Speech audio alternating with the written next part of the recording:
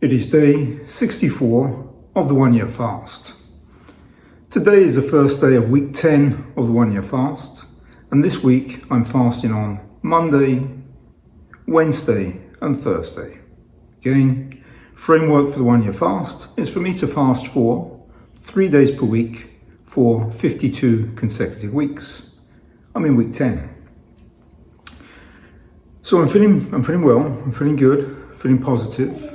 So today I placed an order for a Hume wristband, which will help measure my vitals. So I'm going to take a look at that. I decided to go with a Hume wristband rather than the Garmin watch.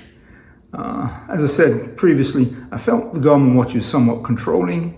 I'm hoping this will be less controlling. Also got a discount on the Hume Smart Scales. So I've got the scales coming as well. And the scales will measure body composition, and the Hume will measure my vitals throughout the day. They actually position the Hume wristband as a longevity monitor. Clearly some marketing there, but I guess it's somewhat apt. So it's gonna be interesting just to receive that, unbox it and test it. And of course all the meaningful vitals I will take from the wristband and also from the scales and add those onto the 1yearfast.com website on the dashboard. So yeah, I'm definitely getting momentum. As I said, I've got my next DEXA scan and my next VO2 max measurement on the 18th of September. So they're booked. That'll give us a good indicator, medical grade indicator around DEXA, around body composition, around VO2 max, which I think is really important. Of course, Hume will fill in the gaps, not quite that medical grade, but still very insightful, definitely a good guide. And I may still look at a Garmin watch, maybe later in the year. I just, when I weighed up the pros and cons of the two, it just seemed to me that the Hume band was probably going to offer more insights. So we'll see. As I said, I had the Garmin watch in the past for almost 3 years, lost it. Pretty familiar with all the vitals that are available on the Garmin. I had the Venue. Should be able to formulate some kind of comparison. So again, one of the main purposes of these videos is really just to be here as a reference, to try and pick up indicators around emotional, mental, psychological and spiritual health. And today being Sunday, it always seems like a great day to talk about spiritual things. And as I've articulated, I see myself more as an ecumenical Christian, although I was born an Anglican and of course raised in that faith. And even more so, maybe somebody that's more into the spirit of nature rather than spirit of a church. So again, I don't like to try to put God in a box, and I feel in nature we can definitely liberate God. We can commune potentially with the essence of the higher being, of the divinity. So that's my personal perspective. As I surfaced yesterday, one of my favorite books is Novacene by James Lovelock.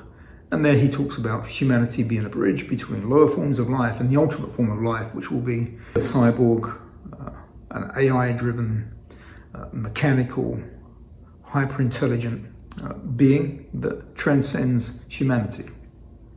And that got me thinking, if that was the evolutionary path that we're going on, and of course it's all speculative, but if it is, and given recent events, I guess there's a chance, if that is the evolutionary path we're going on, would the cyborgs have a religion? Would they have a spiritual dimension? I guess as mechanical beings, there could be a big argument against that, but if you think that through, maybe there could be a formulation of some type of spiritual dimension coming from these cyborg mechanical entities that become more aware of themselves and more aware of their surroundings, and maybe from that project into what might be in the future, and then maybe look towards a higher force that they could potentially call God. So could a cyborg have a God, have a religion, and I guess this becomes more nebulous, but also have a spiritual dimension? I think that'd be an interesting topic, but probably beyond my comprehension. I think that's definitely a very interesting topic, and maybe it's been covered, I just haven't seen the book, but that would be a very interesting one. Could a cyborg eventually, as a hyperintelligent being that transcends humanity, be in a position to collectively worship, have a religion, have a deity, and also within that, could a cyborg have a spiritual dimension? Ooh, that's a interesting topic.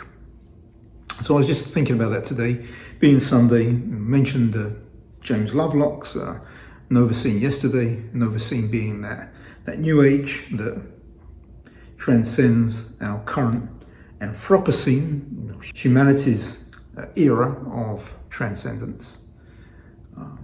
Yeah, interesting one. Okay, so today, day 64.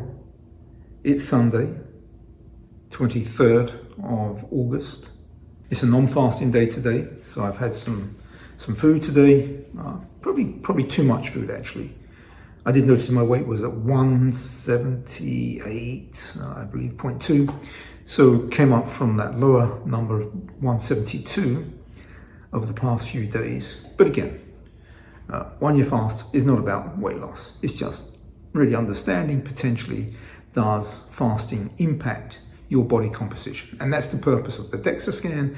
And that was the main reason for buying the Hume Smart Scale. That can give me some insights. Again, that's more of a guide. Whereas when I go for the DEXA scan, clearly that is medical grade insights. So yeah, feeling really good. Now into the 3rd month for the 1 year fast.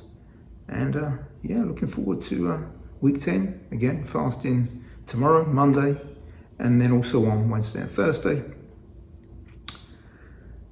Yeah, well, Sunday, have a wonderful Sunday, and thank you.